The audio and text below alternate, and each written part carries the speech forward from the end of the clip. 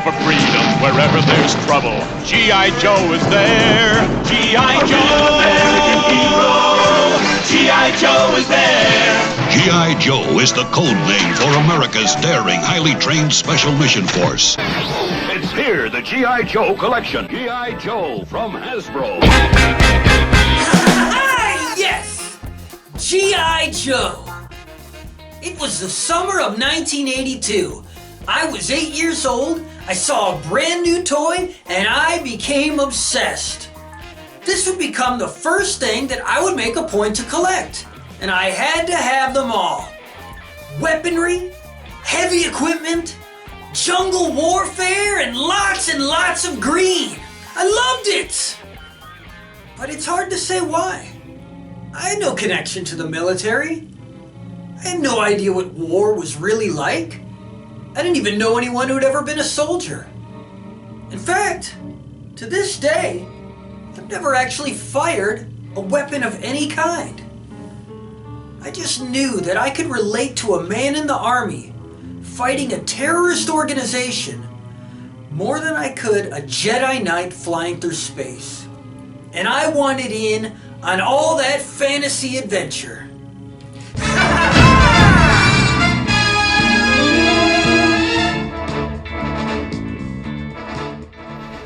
G.I. Joe had been out of production since 1978, but starting the following year, Hasbro's Vice President of Boys Toys, Bob Prupis, put forth a project concept of Star Wars toy-scale soldiers and vehicles under the codename Operation Blastoff. But the time wasn't right, and the project was shelved. The idea was not revived again until the following year, when during a meeting in 1980, in-house concept artist Ron Rudat presented his design for the new Tough Truck to project manager Kirk Bazigian. He had taken a Tough Truck, painted it olive green, and applied a new G.I. Joe logo. A fire was set. The burn for G.I. Joe began to live again. But the problem was the competition. Star Wars had the most successful toy line at the time and another film heading to theaters. G.I. Joe had nothing. It would take another year to formulate a game plan, and that's when, in 1981, Kirk Bazigian suggested that Marvel Comics could create identities for the G.I. Joe characters, storylines to read, and animated commercials could advertise the comics on TV. Over at Marvel, the line of Sergeant Fury and his Howling Commandos comics were coming to an end, and artist-writer Larry Hama was creating a concept for a new comic about a team led by Nick Fury's son called Fury Force. The concept wasn't picked up, but it perfectly coincided with the relaunch of G.I. Joe. Larry was tapped to create the Joe character biographies and write the comics, and he incorporated his ideas from Fury Force. Kirk Bazigian would take Hama's character biographies and edit them into file cards to be included on the packaging of each of the toys. And an enemy for G.I. Joe was created, Cobra, a ruthless terrorist organization determined to rule the world. Star Wars action figures had 5 points of articulation, but G.I. Joe would double that with 10. The new G.I. Joe toys and comics were released in the summer of 1982. And that's when I entered the picture.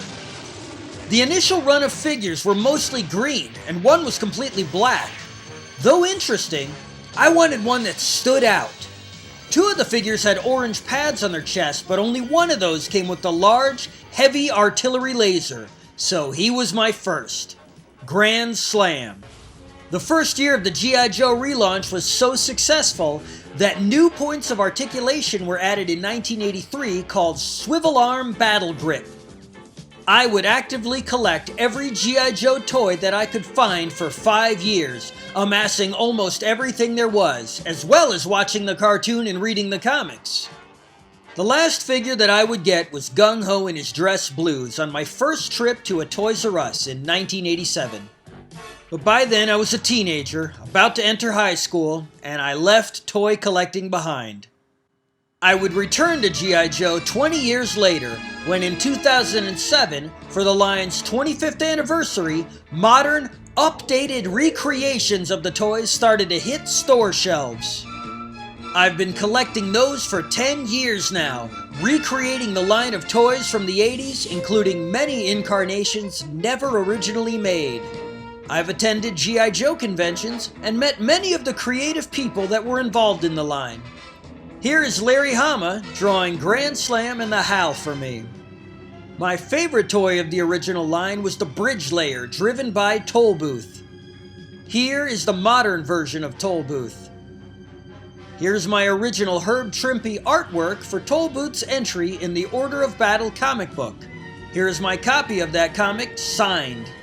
And here are my original Russ Heath painted cell model sheets for Toll Booth and the Bridge Layer for the G.I. Joe animated series.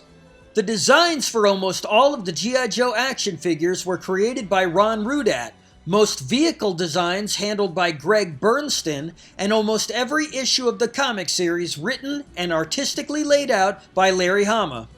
And you can learn all about the history of how G.I. Joe was relaunched in the 80s by watching this terrific documentary. Now let me show you my collection.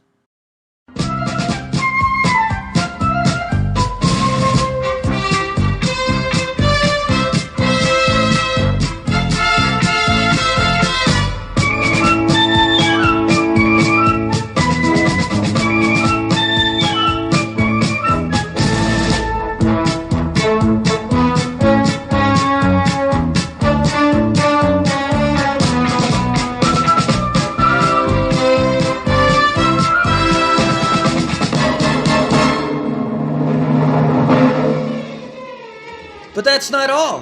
When G.I. Joe was relaunched, it had competition. 1982 also saw the release of military figures from the Mego Corporation called Eagle Force.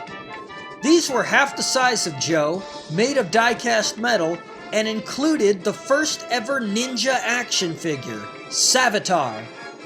Over in the UK, Palitoy shrunk their British Joe counterpart Action Man down to Action Force. Originally a distinct line of figures with only 5 points of articulation, they would become repaints of G.I. Joe figures by 1983. Mego, on the other hand, went out of business. And then there's this guy. Released by a company called Gay Toys, he wasn't a part of Eagle Force or Action Force. He was in Laser Force, and his vehicle line was a part of many collections. You can see that his tank has the same 788 designation as the Cobra Hiss. After I grew out of the original line, it would continue on without me. There was another animated series from 1989 to 1992, but the toy line and the comic series would both end in 1994. Since then, it has come back in many forms, and this year, 2017, marks 75 years since his debut in Yank magazine. And now you know! And knowing is half the battle.